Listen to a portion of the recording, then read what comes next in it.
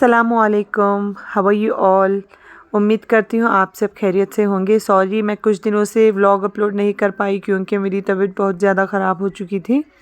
अभी मैं अल्हम्दुलिल्लाह बेहतर फ़ील कर रही हूँ, इसीलिए ये मेरा एक पुराना वीडियो था जिसे मैं अभी एडिट करके अपलोड कर रही हूँ। आज मैं ब्रेकफास्ट में बना रही हूँ पड्डू या अप्पे, जो भी आप कहें। इसे बनाने के लिए हमें लेना है प्याज, कैरेट, हरा धनिया, हरी मिर्च और थोड़ा अदरक लहसुन का पेस्ट। अगर आपके पास डोसे का बैटर है लेफ़्ट ओवर तो आप उसमें आराम से बना सकते हैं, मैं उसी में बना रही थी।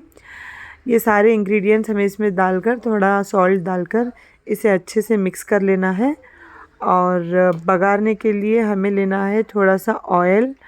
ऑयल में जाएगी थोड़ी राई, ज़ीरा और बारीक कटा हुआ करी पत्ता। इन सब चीज़ों को डालकर इसे हमें थोड़ा ठंडा होने देना है। उसके बाद हम उसी बैटर में मिक्स करके साइड में रख लेना है।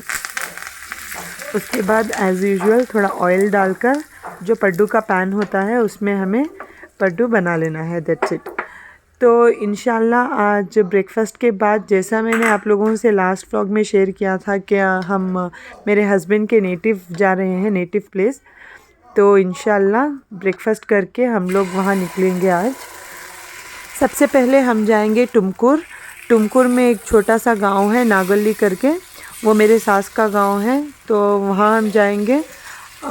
उसके बाद हम प्लान कर रहे हैं, मेरी सास की एक और बहन है और उनके गांव भी जाने का सोच रहे हैं। देखते हैं क्या होता है।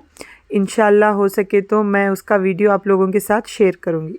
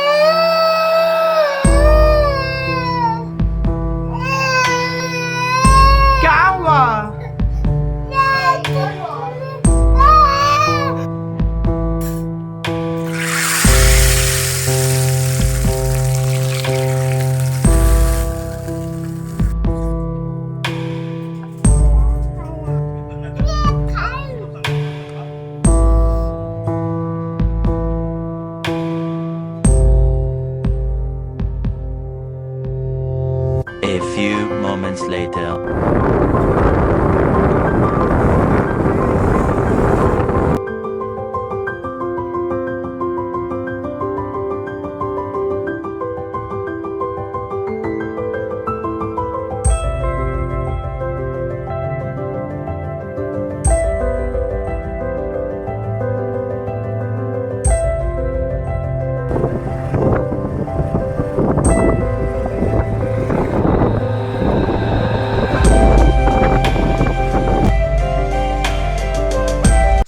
अल्हम्दुलिल्लाह हम लोग पहुंच गए नागल्ली।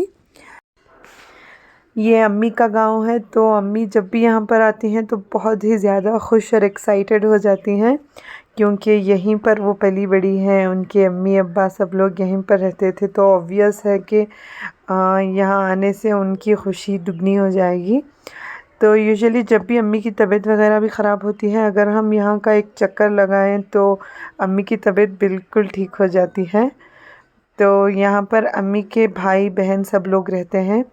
उनके घर हम गए, लंच वगैरह ख़त्म किए। उसके बाद यहीं क़रीब में मेरे हस्बैंड की एक फ्रेंड है, उनका फार्म हाउस है, तो वो देखने हमें जाना था, इसीलिए बच्चे और हम सब लोग मिलकर चले गए फार्म हाउस।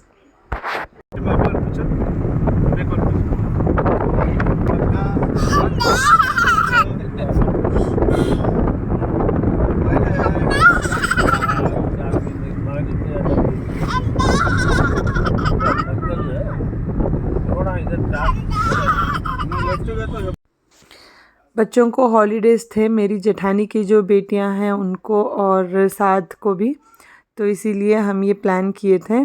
बच्चे बहुत ही ज़्यादा खुश थे, स्पेशली मरियम की खुशी का ठिकाना नहीं था क्योंकि यहाँ पर मरियम को दिख गए गाय बकरी वगैरह, तो मरियम भी उन्हीं की तरह आवाज़ निकालते हुए एंजॉय कर रहे थे।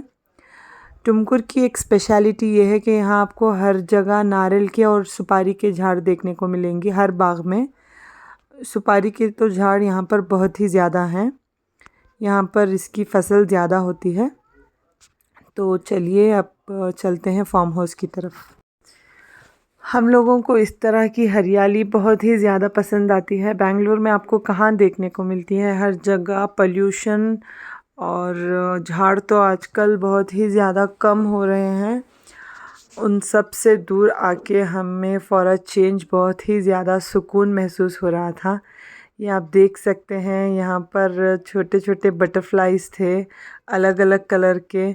मैं ज़्यादा शूट नहीं कर पाई क्योंकि मुझे बच्चों को भी देखना था, क्योंकि हस्बैंड और उनके कज़िन्स चले गए थे दूसरी साइड फार्म हाउस के।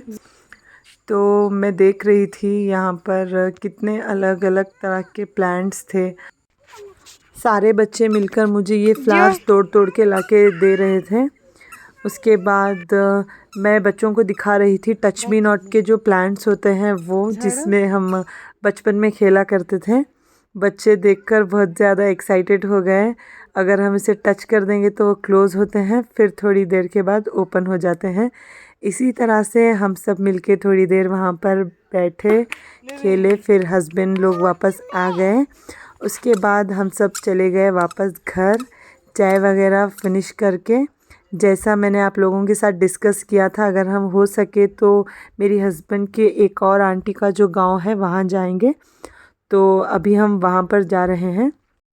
ये गांव भी बहुत ही ज़्यादा खूबसूरत है। रास्ते में हल्की हल्की सी बारिश हो रही थी, मौसम इतना ज़्यादा खूबसूरत हो रहा था। इसी तरह से मौसम को एंजॉय करते हुए हम लोग पहुँच गए गांव। तो ये है उनका घर और ये है इनका घर का आंगन। आंगन तो यहाँ का बहुत ही ज़्यादा बड़ा है। घर के पीछे भी बहुत सारी जगह है। यहाँ पर सुपारी के और अलग अलग फ्लावर्स के, वेजिटेबल्स के सारे प्लांट्स लगाए हुए थे।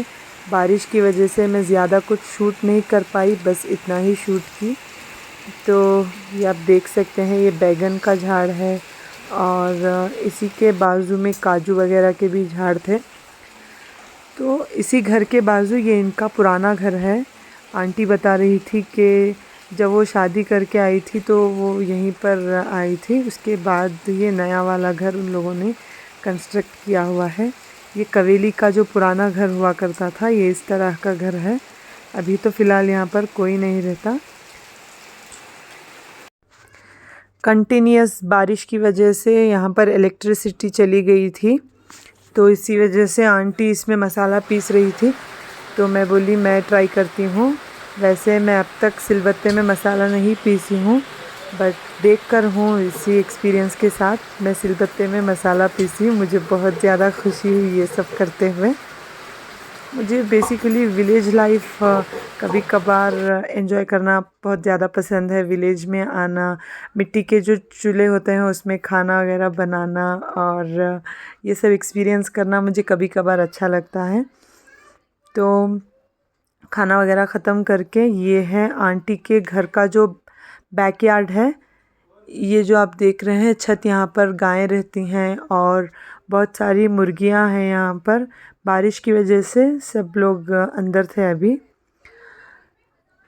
ये सब बहुत ही ज़्यादा खूबसूरत है गाइस, मैं आप लोगों को बता नहीं सकती ये गांव कितना ज़्यादा अच्छा है।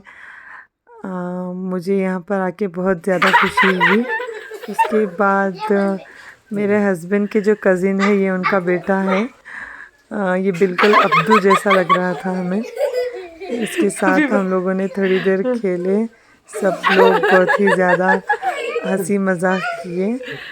उसके बाद हम लोग चले गए वापस हमारे घर। जैसे हम बेंगलुरु के करीब पहुँचे, इतनी ज़्यादा ट्रैफिक हो गई और हेवी रेन की वजह से यहाँ पर बहुत बड़ा झाड़ भी टूट के गिर चुका था। इस वजह से हम लोग बहुत ज़्यादा थक गए और हम घर बहुत ही ज़्यादा देर पहुँचे। तो इसी के साथ मैं आज का व्लॉग एंड करती हूँ। उम्मीद करती हूँ आप लोगों को व्लॉग पसंद आया होगा। आप सब अपना ख़याल रखें और मेरे वीडियोस को इसी तरह देखते रहें। और मेरे चैनल को सब्सक्राइब करें। अल्लाह हाफ़िज़।